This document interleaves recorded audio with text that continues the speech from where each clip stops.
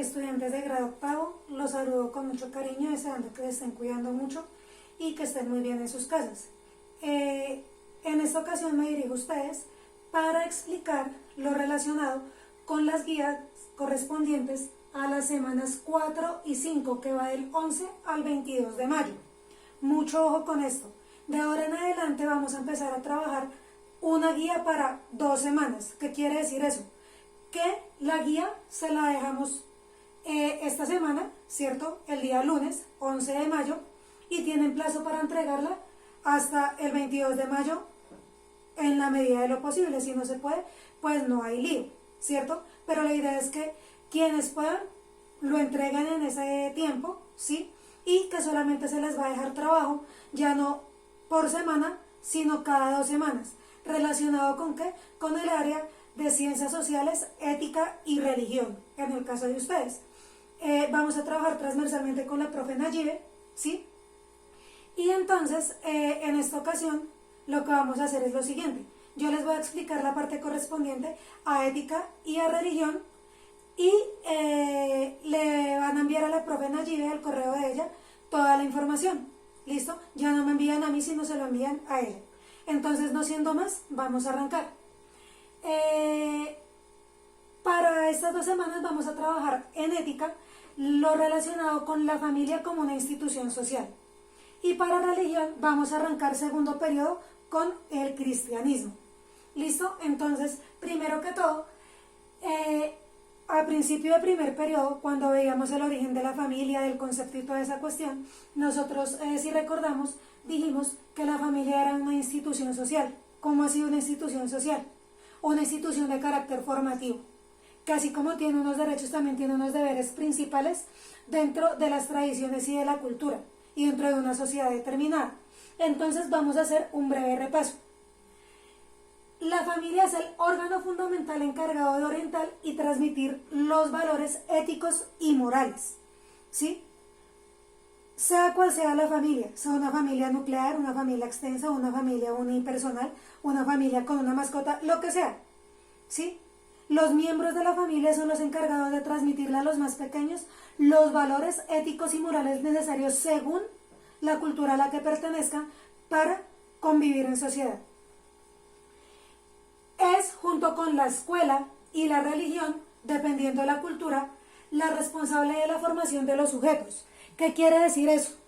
Que cuando llega un nuevo miembro de la familia, un niño, una niña, una nueva persona, ¿cierto? Generalmente hablamos, es principalmente de los niños, es en la familia donde principalmente se encargan de transmitir y enseñar esos valores para que luego en la escuela, acá me faltó una E, ¿sí? Los profesores y el sistema educativo nos encarguemos de, por medio de la educación, terminar el trabajo que se debe hacer en casa, y si no se hace en casa por X o Y motivo, porque hoy en día una de las problemáticas de la familia actual es que vemos que no se está formando en valores, sino nos dejan el trabajo al resto de la sociedad, a la calle o a los profesores, ¿cierto? De las instituciones educativas o lo que sea. Terminar de formar, y en ese caso, cuando no es terminar de formar, reformar el sujeto o enseñarle para que sea una persona que pueda convivir de manera pacífica y de manera amable dentro de su entorno, ¿ya? La religión también es muy importante ahí, pero no siempre. Hay sociedades que no se basan en la religión, como hay otras que se basan netamente en la religión, por ejemplo los judíos, ¿sí? Y la religión islámica o los musulmanes, ¿cierto? Dentro del catolicismo no vemos tanto eso, y dentro del cristianismo. Hay algunas familias que sí son muy tradicionales en esa manera de formar a su familia dentro de las normas y las leyes cristianas, por llamarlo así, pero no es un común denominador. Bueno, la familia tiene la obligación y la responsabilidad de dar a los sujetos las bases de una sana convivencia social. No solamente es un derecho, es un deber, ¿sí? Que usted enseñe al niño, enseñe a esa nueva persona, ¿sí? A ser una persona útil a la sociedad, ¿sí? Y una persona responsable, una persona empática, una persona que pueda convivir con el otro. Y por último, es la garante principal de los derechos y deberes de los individuos. Cuando un niño o una niña nacen en una familia hasta los 18 años en nuestra cultura, la familia es la encargada de responder por ese sujeto. No solamente a nivel ético y a nivel moral, también a nivel jurídico, ¿cierto? ¿Qué pasa? De esa formación depende que esa persona, a su vez, pueda formar a los nuevos miembros que lleguen a su familia o a la futura familia que vaya a formar. Es como una cadena. Entonces, por eso es súper importante que desde las primeras bases de la vida de una persona se pueda formar dentro de un ambiente familiar lleno de valores y con una disposición a hacer las cosas de la manera más correcta posible. Bueno, eso es lo que vamos a ver durante estas 2 semanas en ética. Ahora en religión, cristianismo. Resulta que el cristianismo es una creencia basada en Jesús de Nazaret, ¿sí? En el Jesucristo, por el tema de la cruz, ¿sí? De ahí viene su nombre, del crucificado. Acordémonos que Jesús muere crucificado, ¿cierto? Proviene del judaísmo. Acuérdense que Jesús no era cristiano, Jesús era judío. O sea, él vino a salvar judíos, básicamente. Los mismos judíos, no todos, obviamente, pues porque si no, no hubiera existido el cristianismo, pero sí la mayoría de los judíos en ese momento en el que él vino al mundo, no tomaron su mensaje, ¿sí? Y al contrario lo que hicieron fue entregarlo a las leyes romanas, luego lo devuelven para ser juzgado bajo las leyes judeo-romanas y es crucificado. Al ser un mártir y al morir de esa manera, comienza toda una historia en la cual los seguidores de él, los 12 discípulos y demás, comienzan a reunirse de manera clandestina y el cristianismo surge como una secta, que con el pasar del tiempo, en el siglo III, por acá lo coloco, después de Cristo, se va a convertir en religión oficial del Imperio Romano. Eso ya nosotros lo vimos en séptimo, en clases sociales, entonces es como para retomar un poquito ese tema. Surge en el cercano Oriente o en Oriente Próximo, bueno, en lo que hoy conocemos como la península arábiga. Tiene 3 grandes ramas: el cristianismo católico, el cristianismo ortodoxo y el cristianismo protestante. Primero fue cristianismo neto, como tal. Con el cisma de Oriente y la primera ruptura del cristianismo, surgen el cristianismo católico y el cristianismo ortodoxo. Y finalizando la Edad Media e iniciando el Renacimiento con la Reforma Protestante, surge la segunda división en torno al cristianismo y de ahí surge el cristianismo protestante y todas las vertientes que conocemos hoy en día acerca de ese tema. Es una religión monoteísta. El nombre de Dios para los católicos es Yahvé, proviene principalmente del hebreo y de la religión judía. Y Jehová, como se le denomina, también dentro del cristianismo protestante, pero básicamente es el mismo Dios. Es una religión abrahámica, es decir, que parte de uno de los patriarcas judíos, que es Abraham, también retomado luego por el cristianismo, y por Moisés, mosaica. Es basada en la Santísima Trinidad. ¿Qué quiere decir eso? Que es como un triángulo, un tridio.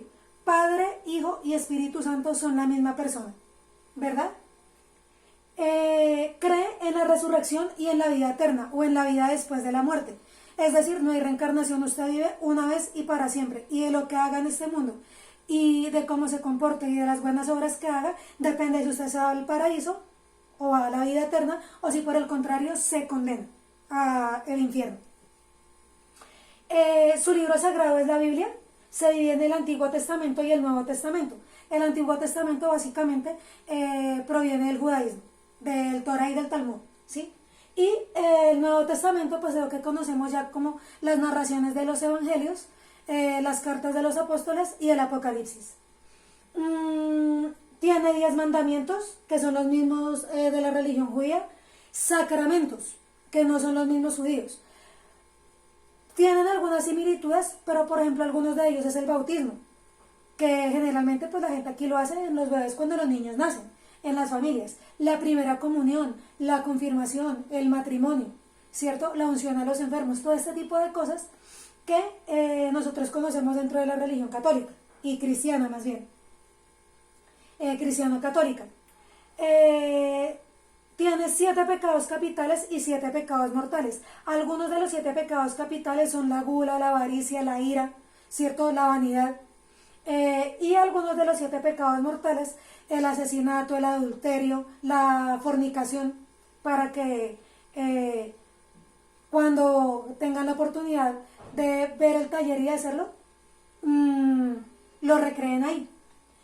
Como ya les había dicho, surge como religión oficial en el siglo III en Roma, en ese momento, que va a ser la capital del cristianismo, y hoy en día no es Roma la capital del cristianismo católico, sino es el Vaticano. Y en el Vaticano, o en el Estado del Vaticano, es donde vive el Papa, que es el máximo jerarca de la Iglesia Católica. ¿Listo? Entonces, mis amores, espero les haya quedado un poco claro el tema. El resto lo encuentran en la guía. La idea es que hagan los puntos de la mejor manera posible. Si tienen dudas o preguntas, lo hagan ya sea por correo electrónico, por medio de WhatsApp. Me pueden llamar también. Los atenderé desde que me sea posible hacerlo. Ya no vamos a recibir de ahora en adelante por la plataforma Edmodo, sino que en vista de que a ustedes les queda más cómodo, lo vamos a hacer por medio de WhatsApp o por medio de correo electrónico. O si pueden entregar las guías de forma física en el colegio, quienes de pronto no tengan acceso a ninguna plataforma de WhatsApp o a correo electrónico. ¿Listo? Entonces espero estén bien y gracias por todo.